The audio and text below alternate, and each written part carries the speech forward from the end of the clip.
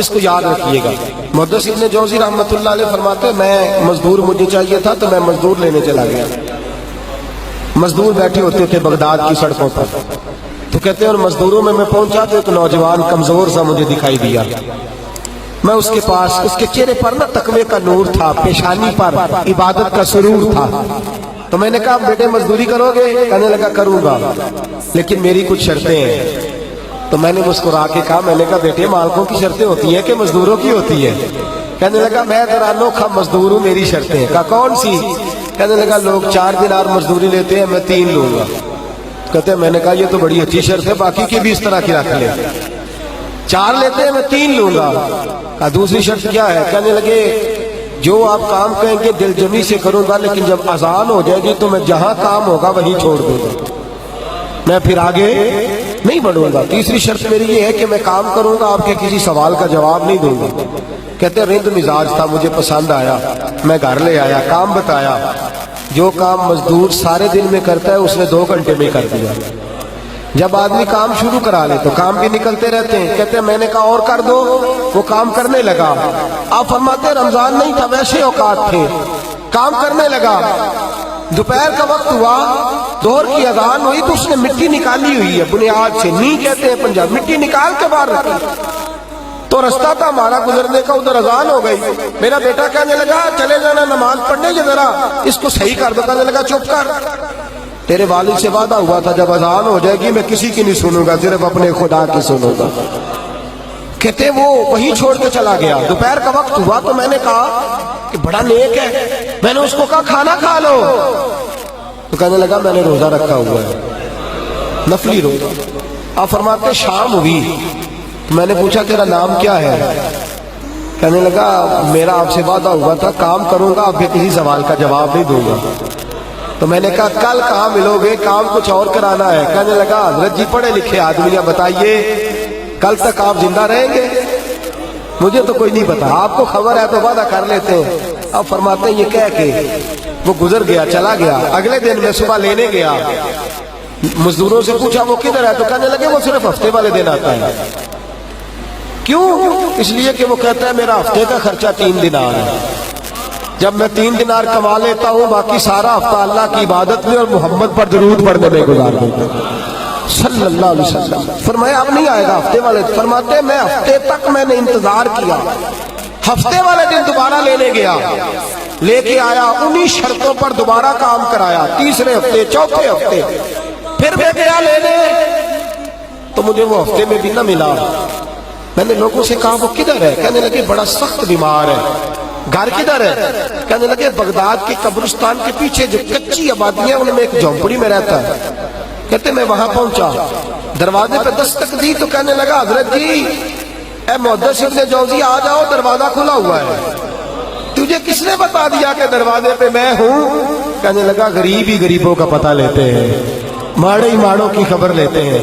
آپ اللہ والے ہیں تو میری تیمارداری آپ نے کرنی تھی، کسی بڑے نے تھوڑی کرنی تھی۔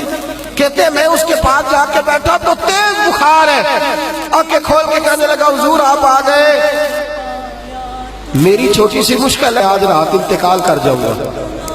عرش فرشتے بانگا ملیا، مکے پہ گئے شور، بلے شاہ سا نہیں مرنا، اے مر گیا ہی کوئی ہو، تے وارث شاہ نہیں مر دے، وارث شاہ نہیں مر دے، جنہ کیتیاں نیک کمائیاں نے۔ اقبال کہتے ہیں موت کو سمجھے ہیں غافل اختتام زندگی، ارے یہ ہے شام زندگی پھر صبح دوام زندگی۔